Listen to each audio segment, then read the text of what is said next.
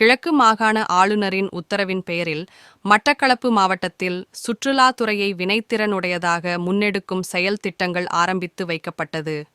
மட்டக்களப்பு நகருக்கு வரும் சுற்றுலா பயணிகளை கவரும் நோக்குடன் மாநகரத்தை அழகுபடுத்தும் பணிகள் இன்று மட்டக்களப்பு மாநகர சபையின் புதிய ஆணையாளர் தனஜயன் தலைமையில் முன்னெடுக்கப்பட்டது.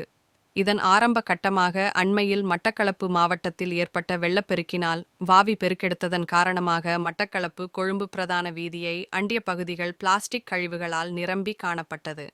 இதனால் சுற்றாடல் அசுத்தமாக்கப்பட்டதுடன் இதனை அண்டிய பகுதிகளில் உள்ள நீர்நிலைகளில் உயிர் வாழும் மீன் இனங்கள் பாதிக்கப்பட்டதுடன் கால்நடைகளும் இவற்றை உண்பதால் பெரும் பாதிப்படைந்தன.